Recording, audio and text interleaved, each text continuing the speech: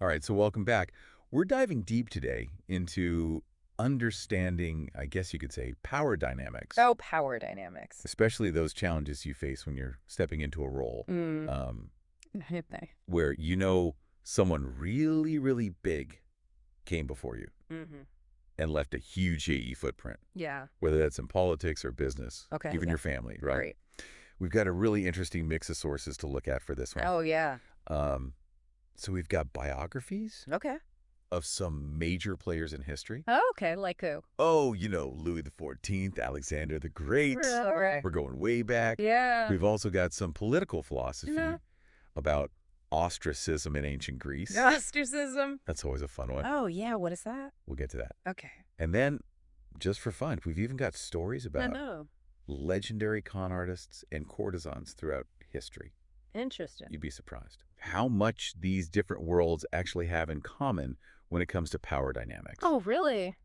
I'm intrigued. So think of this as like your cheat sheet Okay. for really getting power, how to build it, Yeah. how to not fall into some of those classic traps, Yeah. and maybe even find some inspiration Okay. from, historical figures, Mm-hmm. the heroes, AD, the villains. That's so interesting because I feel like a lot of people think about power as just like a very straightforward thing. Right. Like you're either strong or you're not. You're either in control or you're not. Right. But I think what's fascinating about the sources you've pulled is they really highlight the nuance of it. Mm-hmm. So I think we're going to see how power dynamics really play out in a lot of different ways. Yeah. Like in social situations. Right.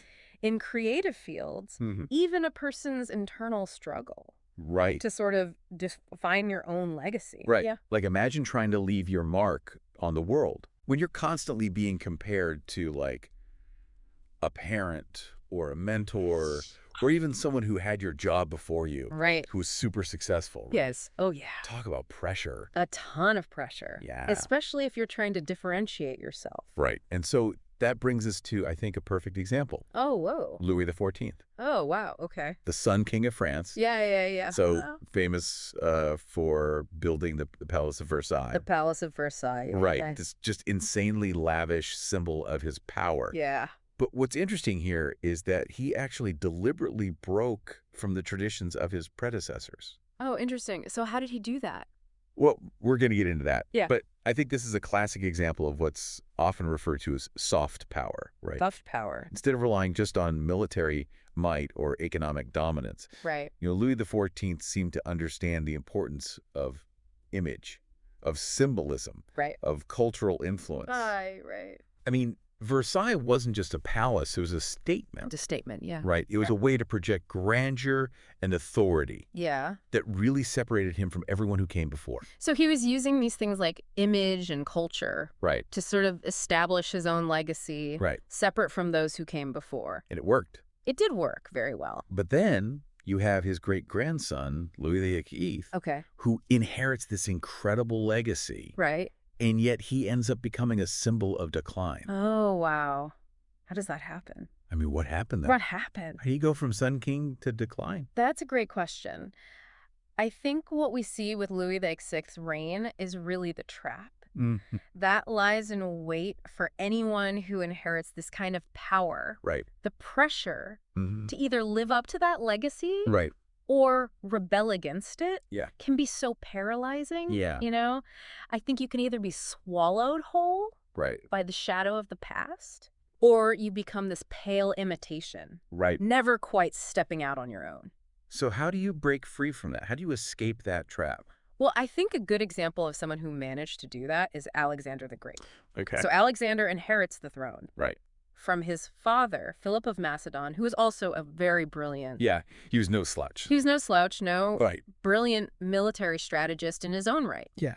But Alexander was determined to forge his own path. Right. And there's this great story about the Gordian knot. Oh, yeah? So it was this famously intricate knot Yeah. that no one could untie, right? Right. And Alexander, instead of trying to untie it Right. like everyone before him had, Mm. simply sliced it in half with his sword Yeah.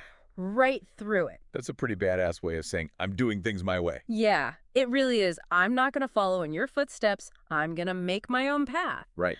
And it was the symbolic act Mm-hmm. that really demonstrated his willingness to break from tradition, Right. to establish his own authority. Yeah. And I think that's a powerful lesson for all of us, Yeah. right? Like, don't be afraid to challenge the status quo, Right.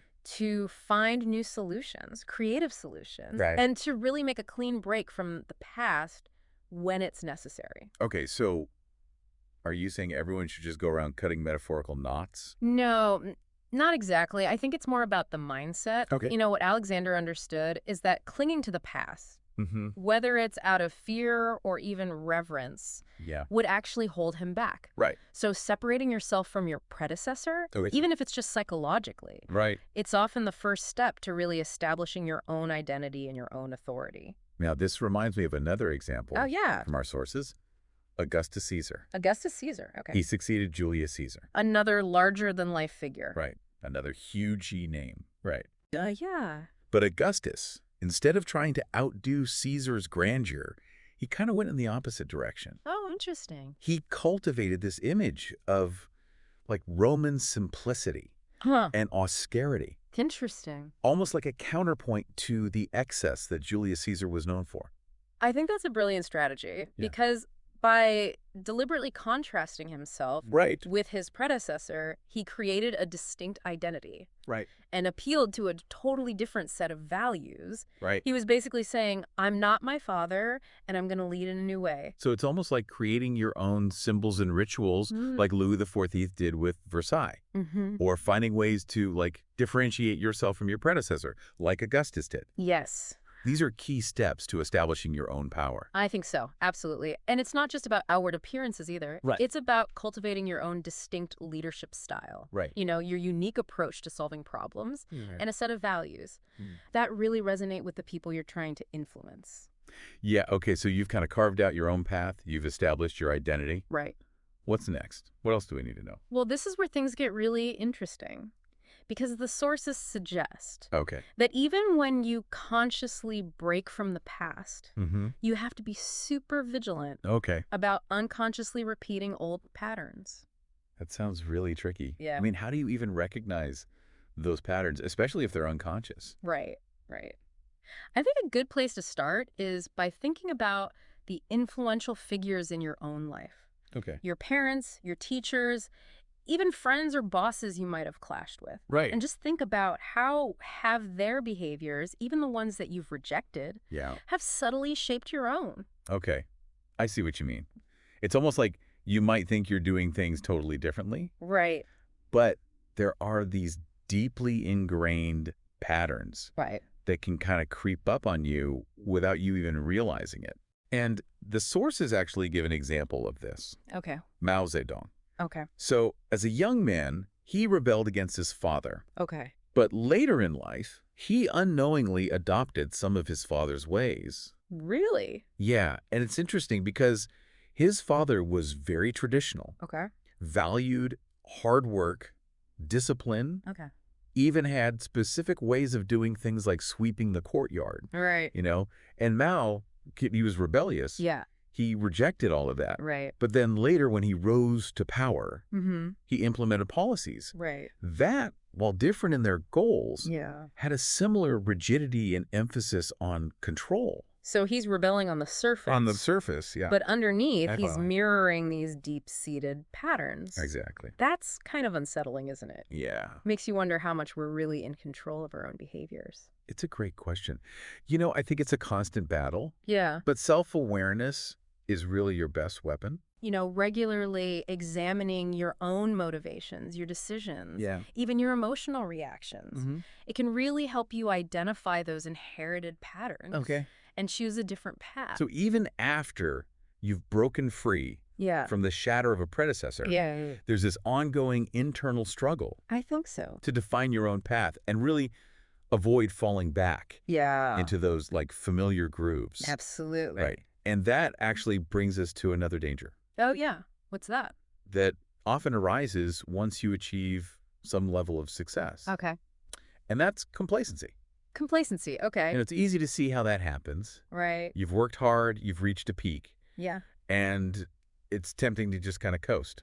Coast a little bit. But our sources suggest this can be a very slippery slope. Right, yeah. And they give this really interesting example. Okay. Playwright Tennessee Williams. Okay. So, after the immense success of The Glass Menagerie, Right. he actually struggled Really? to regain that creative vitality. Huh. Yeah, he even described feeling this creative block, like a lack of drive that had really fueled his earlier work. Right. And I think it's almost as though that comfort of success had dulled that creative hunger. Yeah, I've even felt that, after you finish a big project, it's hard to find that same spark again. Yeah. It's almost like you've climbed the mountain. Right. And now you're just kind of standing there. Yes. Admiring the view, but you're not really sure where to go next. It's so common. Yeah. And I think that's why a lot of successful people, whether it's in the arts or in business or politics, they eventually fall into decline. Right. They start pushing themselves. Yeah. They stop innovating, and they become kind of a shadow of their former selves. So how do you avoid that? Right. How do you keep that fire burning even after you've had some success? Well, I think the sources suggest that you need to actively seek out new challenges, new goals, new ways to push yourself outside of your comfort zone. Right. It's about embracing that discomfort, seeking out new experiences and never allowing yourself to get too comfortable with the status quo. Our sources even mention Fyodor Dostoevsky, who actually intentionally gambled away his fortune. Wow.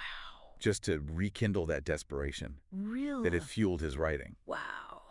So, I mean, well, we don't necessarily advocate for that level of extremity. No, but Dostoevsky's approach highlights the underlying principle. What's that? Right. Yeah. That complacency is the enemy of growth. It makes you think, what am I complacent about right now? Right. You need to constantly be shaking things up, challenging your own assumptions. Yes. Never allowing yourself to become too settled in your ways. Absolutely. So even when you reach what you think is a peak, the climb isn't over. You got to keep pushing yourself, keep exploring new horizons, and keep that hunger for growth and innovation alive. That's so important. Otherwise, you risk becoming a prisoner of your own success. A prisoner of your own success, exactly. Yeah. Now, let's shift gears a bit and talk about a different kind of challenge. All right, what's that? The threat of isolation. Isolation. But we're talking about powerful people. Right. Wouldn't they have a lot of followers and connections? You would think, right. Yeah. That's often true. But power can be a double-edged sword, right? It can attract allies. Yes. But it can also breed envy, resentment, even fear. Right. And this actually brings us to a really fascinating concept. From ancient Athens. What's that? Ostracism. Ostracism. Have you heard of that? I have heard of it, but remind me. Okay, so yeah. Basically, it was this political tool that they used to banish individuals who were perceived as a threat to the social order. A threat to the social order, And it wasn't just for criminals or rebels. Right. Even highly competent individuals could be ostracized if they were seen as too powerful, too ambitious, or too disruptive to the established power structures. So if you were making other people uncomfortable, basically by being too good, too successful. Yeah, You could be ostracized. Wow. Even if you had the skills and the track record, your personality and how you interacted with people could make or break you in the game of power.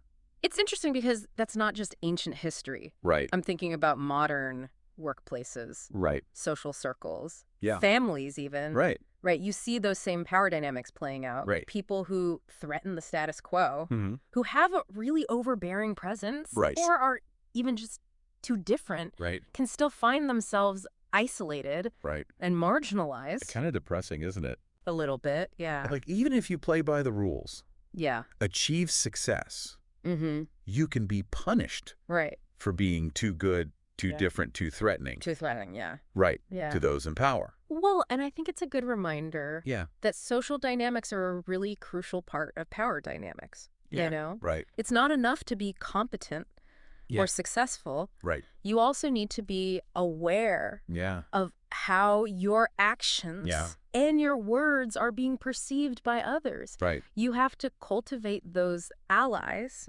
who will support you when the inevitable challenges arise. Okay, so how do you do that? How do you cultivate those crucial alliances and avoid being ostracized, even if you are, like, a high achiever? Yeah, great question. I think the first thing you have to understand is that people are inherently self-interested. Most people are not going to go out of their way to help you unless they see something in it for themselves. Right. So instead of trying to impose your will or boast about your achievements, right. The key is to really understand an individual's unique psychology and motivations. So it's almost like figuring out what makes people tick, right? What they want, what they fear, and then using that knowledge to build relationships that are mutually beneficial. Exactly. Yeah. And the sources highlight this really fascinating story Okay. about Zhuge Liang, Right. who was this brilliant strategist from ancient China. Okay. And he needed to win over this powerful general. Right. Who was considering joining forces with his enemy. Okay. But instead of trying to bribe him right. or threaten him, yeah. Zhuge Liang realized that this general was deeply attached to his young wife. Okay. So he subtly planted this idea that the enemy was actually interested in stealing the general's wife. That's pretty devious. Yeah. But effective. Right. Right. So by appealing to the general's deepest fear, he successfully turned him into an ally. Exactly, yeah. It's a great example of how understanding and leveraging someone's desires can be way more effective than just brute force. So it's not just about, like, what you offer someone. It's about how you frame it. Right. How you connect it to their own desires, to their fears. Right. It's almost like speaking to their heart, not just their mind. Exactly. Yeah. And this isn't limited to, ancient times. Right. Think about modern marketing, political campaigns, even personal relationships. Right. Right. Yeah. The most effective persuaders are the ones who really understand how to tap into people's emotions and desires, right? Right. Make them feel understood and align their interests with their own. So knowing what motivates someone, it's key to both isolating them. Right. Like in the case of ostracism. Right. Right. Yeah. And persuading them like Zhuge Liang did with the general. Yeah. It's all about understanding that human element of power. Exactly. Yeah. Now, let's actually explore another really powerful tool of persuasion. And influence. What's that? Mirroring. Mirroring. Okay. Yeah. So you've probably encountered this yourself. Probably. Right. When someone subtly imitates your gestures, your tone of voice, even your opinions, you kind of instantly feel more connected to them. Right. It's like they're speaking your language. Right. Even if you're not consciously aware of it. The sources actually refer to this as the mirror effect. Okay. And it's way more than just like a social lubricant. Right. This is a powerful tool for building rapport, gaining trust, and influencing how people see you. Right. And it can be used in a variety of ways. Oh, okay. I'm intrigued. Break it down for me. What are these different mirror effects? All right, so there are 4 main types. The first one is the neutralizing mirror. Okay. Which is basically about deflecting an attack. Okay. By mirroring back the aggressor's energy. So it's kind of like a verbal judo move. Yeah, exactly. Okay. There's this fable. By Pilpay. Right. About a merchant who's being attacked by an owl. By an owl. By an owl. Okay. And the owl keeps swooping down, trying to claw the merchant's eyes out. Ouch. Right. But instead of fighting back directly, the merchant just holds up a mirror. Okay. Reflecting the owl's own image back at it. Right. And the owl gets confused. Yeah. Disoriented, and eventually just gives up and flies away. That's clever. Yeah. So it's like using the attacker's own energy against them. Exactly, yeah. Kind of turning their aggression back on themselves. Yep. Okay, so the second type is called the shadow mirror. The shadow mirror. And this one's a little bit different. This is about projecting your own anxieties or desires onto others. Right. So it's almost like a king who sees enemies everywhere. Exactly. That starts accusing people of plotting against him even when they're not. Exactly, yeah. And this is often used by powerful figures who feel threatened or insecure. Right. Okay, so the third type is the moral mirror. The moral mirror, okay. Which is about using mirrored consequences to guide behavior. So it's like when you punish a child for hitting their sibling by giving them a timeout. Exactly. Showing them that their actions have consequences. Right, yeah. Okay. And this is often used in parenting, in education, those kinds of contexts. Okay, so that's 3. What's the 4th one? All right, the 4th one Okay. is the seducer's mirror. Oh, the seducer's mirror. Okay. Yeah, so this is about creating an idealized image to charm someone. All right, so this is how, like, Casanova worked his magic. Exactly. We know when someone reflects back to you this image of yourself. Right. That's flattering. Admirable. Maybe even just the version of yourself you want to be. Right. You kind of can't help but be drawn to that person. Yeah, so you're tapping into their ego. Right. Their desires, their fantasies. Absolutely. Okay. The sources give a couple really interesting examples of this. Okay. So Alcibiades, an Athenian statesman. Okay. He was a master of the seducer's mirror. Right. He used it to gain the trust Yeah. and support of really powerful figures, including the philosopher Socrates. Wow. Yeah, so he kind of became this chameleon, Right. Adapting his personality to match his audience. Yeah. And reflecting back to them what they wanted to see. Right, that's pretty clever. And then there's this other really interesting story about Marie Mancini. Okay. A young woman Right. who, despite lacking conventional beauty, actually captivated the heart of the young Louis XIV. Okay. How did she pull that off? Well, the seducer's mirror, of course. She very meticulously studied Louis XIV's interests. Right. Mirrored his opinions. Yeah. And even reflected back to him this image of himself. Right. As like this chivalrous knight, this protector of the weak. So she basically created like a custom designed fantasy. Exactly. Right. Yeah. That catered to his deepest desires. Right. Made him feel like he was the hero of his own story. Exactly. And this technique, I think. Yeah. It's incredibly powerful, not just in romantic pursuits, but in any situation where you really want to influence someone's perception of you. So mirroring, when used skillfully, can be this incredibly powerful tool for persuasion, seduction, even manipulation. Absolutely. But I think it's important to remember that mirroring, like any tool, can be used for good or bad purposes. Right. It's like that saying, with great power comes great responsibility. Exactly, yeah. It's really up to each individual to decide how they want to use this tools of power and influence that are available to them. But by understanding these dynamics, recognizing the patterns, and developing that self-awareness, you can make more informed choices. And wield power in a way that aligns with your own values and goals. Absolutely, yeah. Now, let's shift gears a bit and Okay. talk about another crucial aspect of power. Right. What's that?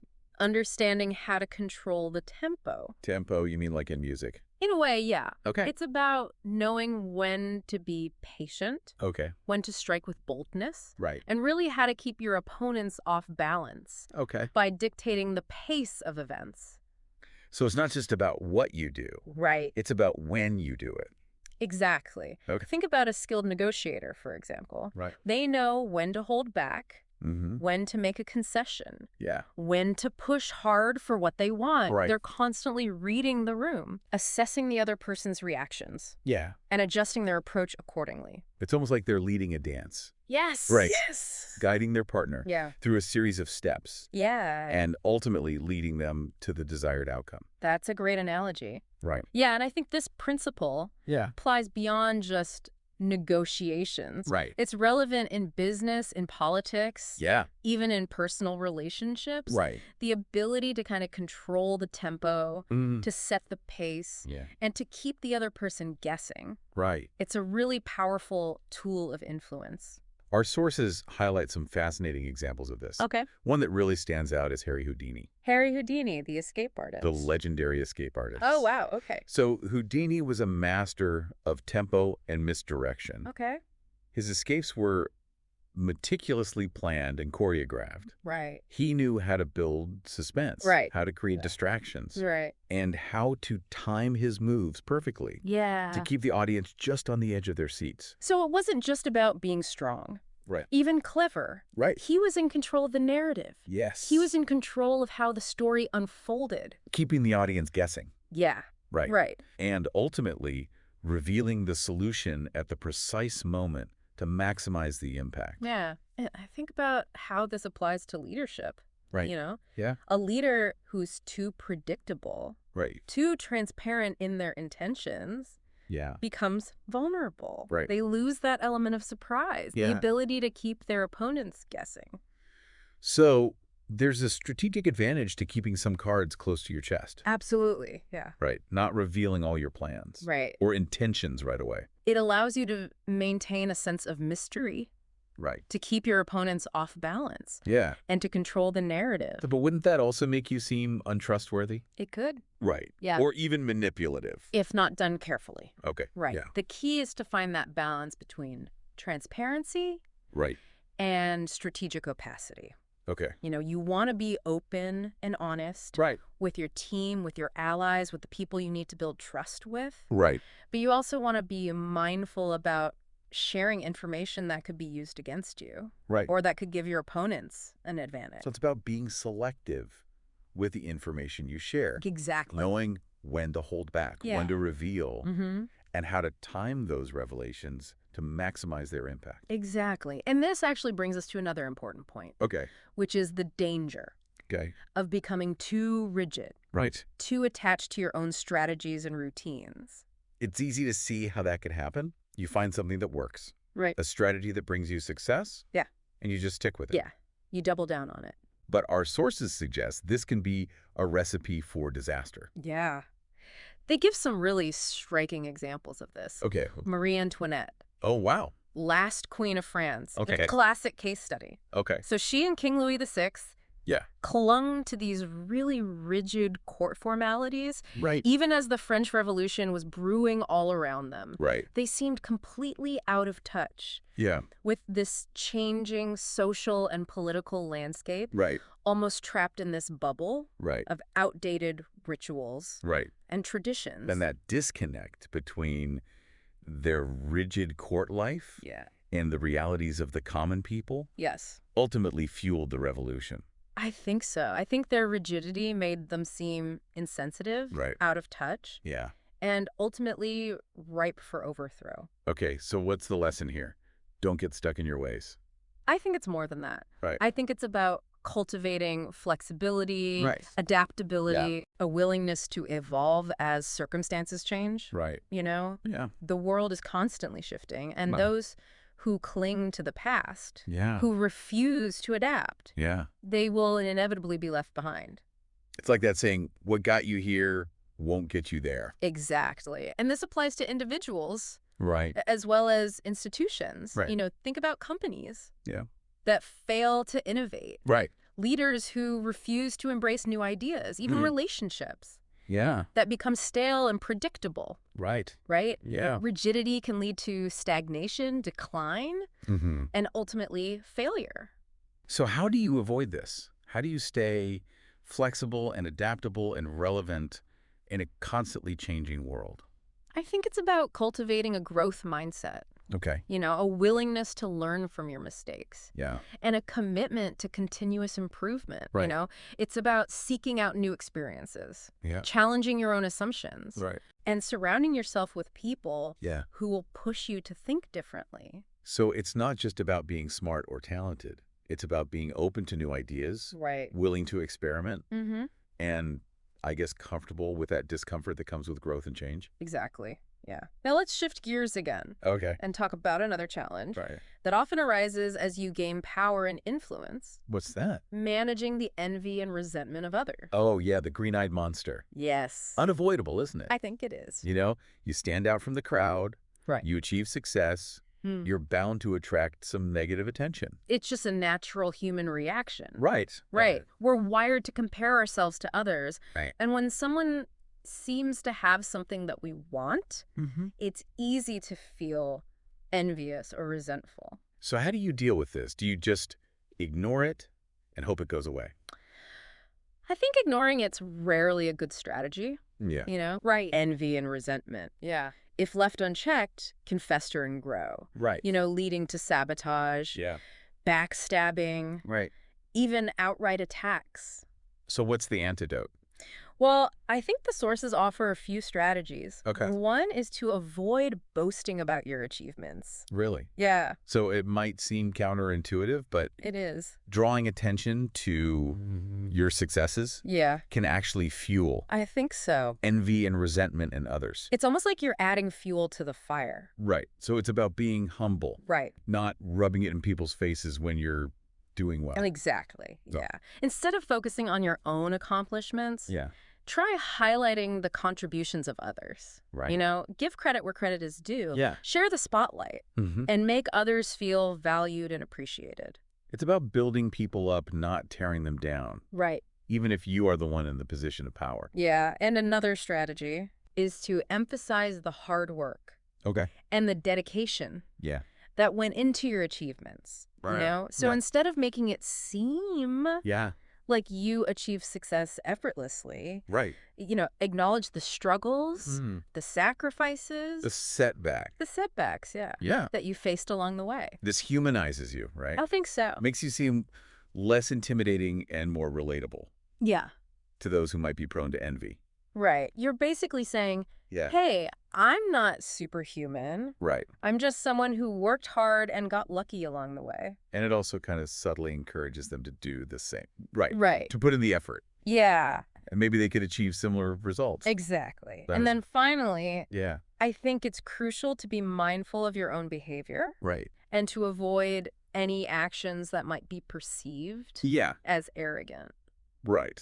Or condescending. So treat everyone with respect, regardless of their status or position. Exactly. Okay. You know, simple things like listening attentively, acknowledging people's contributions, showing genuine interest in their lives can go a long way in mitigating that envy and resentment. So it's not just about what you do, but how you do it. It's about your attitude, your demeanor, your interactions. Absolutely.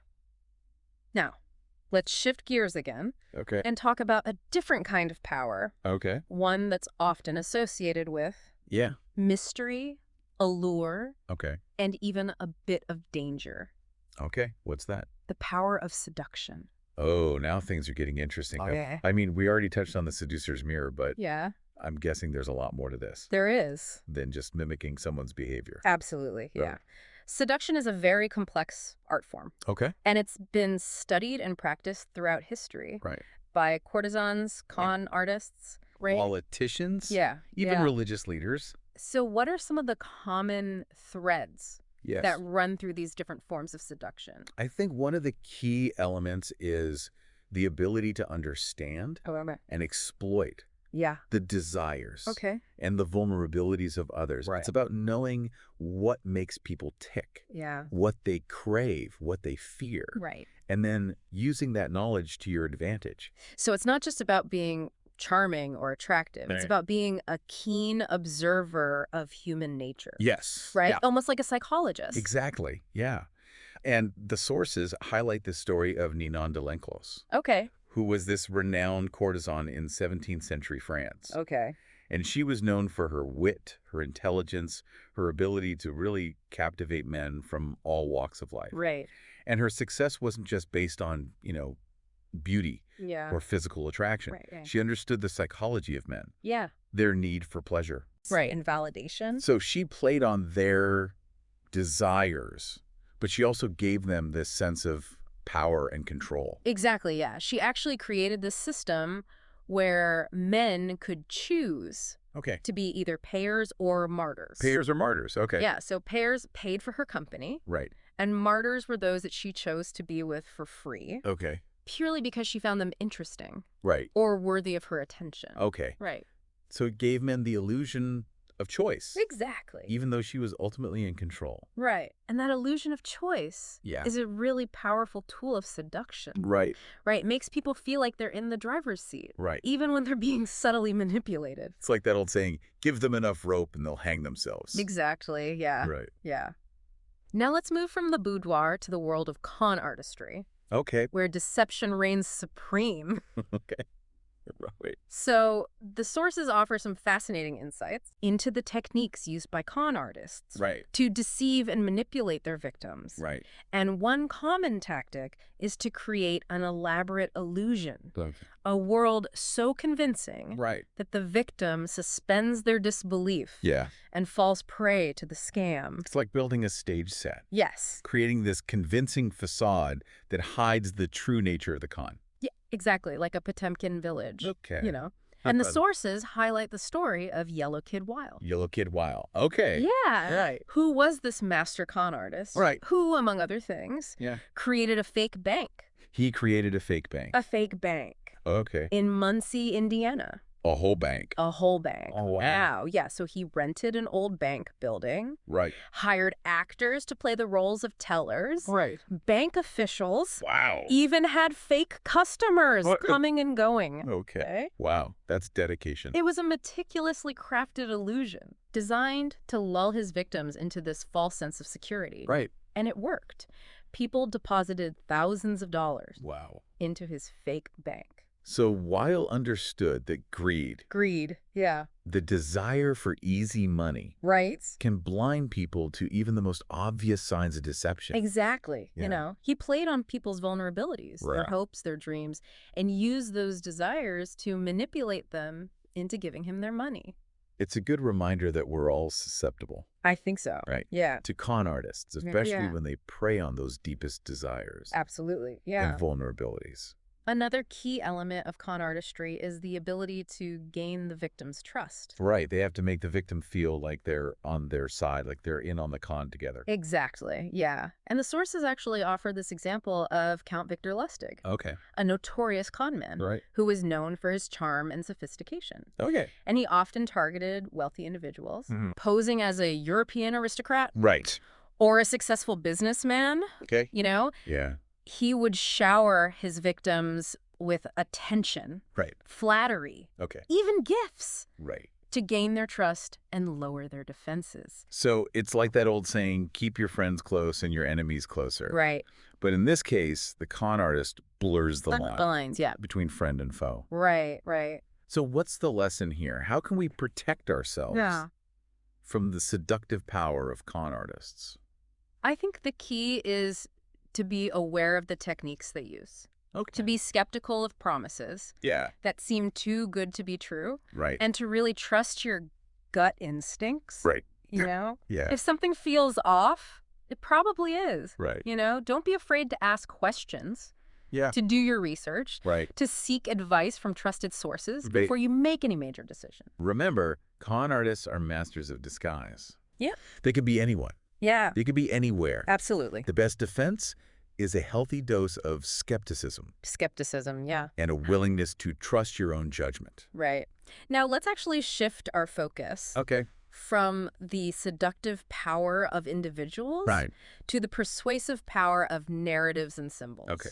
It's amazing how much our perceptions are shaped. Right. By the stories we tell ourselves and the symbols we surround ourselves with. I think so, yeah. And, you know, throughout history, leaders and revolutionaries have used compelling stories and symbolic gestures to rally support, to inspire loyalty, and to really shape public opinion. Think about the American flag, for instance. Yeah. It's more than just a piece of cloth, Right. It's a symbol of national pride, unity, and freedom. Right. And the way that symbol is used, the context in which it's displayed can evoke these incredibly powerful emotions. Yes. And influence people's behavior. Yeah. The sources point to the example of Mao Zedong, who really skillfully used propaganda and historical narratives to legitimize his communist regime. Okay, so how did he do that? Well, he drew these parallels between his own revolution and the War of the Three Kingdoms, which is this classic tale of strategy and rebellion in Chinese history. And by casting himself as a modern-day Zhuge Liang, who's this brilliant strategist from the Three Kingdoms era, he tapped into this really deep well of cultural mythology and national pride. He also launched this propaganda campaign against Confucius, didn't he? He did. Who was this revered figure in Chinese culture. Right. So by attacking Confucianism, which represented the old order, he positioned himself as this radical reformer, breaking from the shackles of the past, and ushering in this new era of progress and equality. But wasn't that a risky move? It was. Considering how deeply embedded Confucianism was in Chinese society. Yeah, it was a calculated risk. Right. But one that ultimately paid off. Right. Because Mao understood that to create a new order, he had to first dismantle the old. He had to challenge the established narratives. Right. And offer a new vision of the future. So it's not just about telling a good story, right? It's about understanding the existing narratives, the cultural myths, and the symbolic landscape that you're operating in. Right. And then finding ways to either leverage those existing narratives or create new ones that serve your purpose. Exactly. The sources offer another fascinating example. Okay. The Roman Emperor Augustus. Okay. Who succeeded Julius Caesar. Right. Who had been this very charismatic, ambitious leader, but also very polarizing figure. Very polarizing. Right. Ultimately assassinated. Right. So Augustus understood he couldn't just try to outdo Caesar. Right. He had to offer a different kind of leadership, a different vision for Rome. Exactly. And so he cultivated this image of simplicity, austerity, and a return to traditional Roman values. You know, he positioned himself as a restorer, not a revolutionary. So he played the role of the reluctant leader. Right. The humble servant of the people. Even as he consolidated his power and established a new dynasty. Exactly. And you know, that strategy really resonated with the Roman people. Who were weary of civil war and political turmoil. They yearned for stability. And a return to normalcy. Exactly. It's a good reminder that appearances can be deceiving. And the most effective leaders are often those who really master the art of subtle persuasion. Now, let's move from the realm of these grand historical narratives to the more personal realm of self-presentation. And the creation of a powerful persona. So we all play different roles in life. We wear different masks depending on the situation, the audience. But our sources suggest that in the pursuit of power, it's crucial to cultivate a consistent persona. Right? A public image that projects strength. Confidence and authority. It's like creating a brand for yourself. You know, a unique identity. That sets you apart from the crowd and really commands attention. Think about Steve Jobs' signature black turtleneck and jeans. It became iconic. The symbol of his visionary leadership. And unconventional thinking. And then you think about Liberace. The pianist. His extravagant costumes, over-the-top performances, you know? That created this larger-than-life persona that really captivated audiences. So it's about finding a style. That reflects your personality and enhances your presence. Exactly. And it's not just about outward appearances either. It's also about cultivating a certain mindset, a way of thinking and approaching the world. That really projects strength and determination. And the sources actually emphasize the importance of self-belief. They actually suggest that we should act.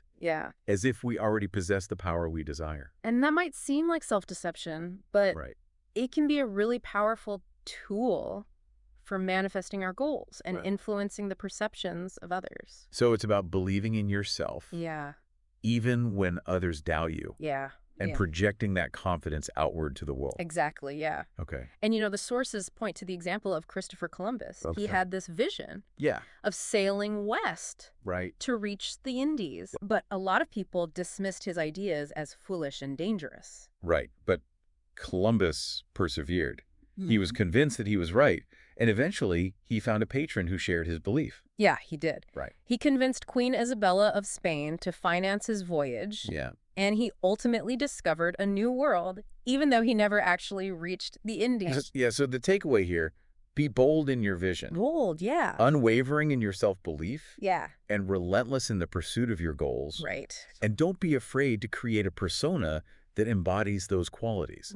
A public image that commands attention. Yes. And inspires respect. Exactly. Now let's talk about another crucial aspect of power dynamics. Okay. The ability to recognize and exploit opportunities when they arise. So, in the game of power, fortune favors the prepared mind. Right. Right? Those who can anticipate trends, identify weaknesses, Right. and seize the initiative when the moment is right. Those are the ones that rise to the top. Exactly, yeah. So you have to be able to think on your feet. Right. Make quick decisions. Yeah. And really seize the moment. Seize the moment, yeah. When it presents itself. Exactly. It's about being alert. Yeah. Agile and ready to adapt to changing circumstances. So you're always kind of looking for that opening, Yeah. looking for that opportunity to make your move. Yeah, the sources offer a fascinating example of this. Okay, what's that? The rise of Thomas Cromwell. Thomas Cromwell, okay. In the court of King Henry VIII. So Cromwell was a commoner. He was. Right. Yeah. Who rose to become one of the most powerful men in England. Right. It's an incredible story. It is, and his success Yeah. was largely due to his ability to recognize and exploit a key opportunity. Okay, and what was that? Henry VIII's desire for a divorce from Catherine of Aragon. Right, because Henry's desire for a male heir was well known. Very well known. Right. Yeah. And his marriage to Catherine hadn't produced one. Right, so Cromwell saw this. Right. As a chance to advance his own position. Yeah. And influence the course of English history. So what did he do? He convinced Henry that the only way to secure a divorce was to break from the Catholic Church. Oh, wow. And establish himself as the head of a new Church of England. That was a bold and risky move. It was. It could have easily backfired. Right. Yeah. But Cromwell understood the political landscape. He knew the players. Yeah. And he saw an opportunity that others had missed. Exactly, yeah. And by seizing this opportunity, he was able to elevate himself from a humble advisor to this powerful kingmaker. Right. And this really highlights the importance of being like a keen observer of human nature and political dynamics. Right? It's about understanding the motivations of others, anticipating their actions, and positioning yourself to benefit from those inevitable shifts in power. Exactly, yeah. Yeah.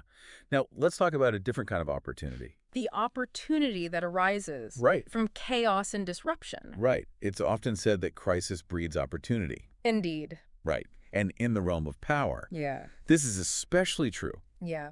When established structures crumble. Yes. When old alliances break down. Yeah. When there's that vacuum of leadership. Right. Right. Those who are prepared yeah. and willing to act yeah. can seize power. Yeah. And reshape the landscape to their advantage. Exactly. And the sources offer several examples of this. Okay, like who? Well, the French Revolution, for instance, created this chaotic and volatile environment where ambitious individuals like Napoleon Bonaparte were able to rise to prominence. Okay, Napoleon. Napoleon was a master of exploiting chaos. Right. He saw the turmoil of the revolution as this opportunity yeah. to advance his own military and political career. Right, so he rose through the ranks of the French army. Right. Leading successful campaigns. Yeah. Against foreign enemies. Right. And ultimately seizing power in a coup d'etat. Exactly. And he understood that in times of crisis, people crave strong leadership and stability. Right. And he was more than willing to provide it. He was. Right. Even if it meant sacrificing democratic ideals right. for authoritarian rule.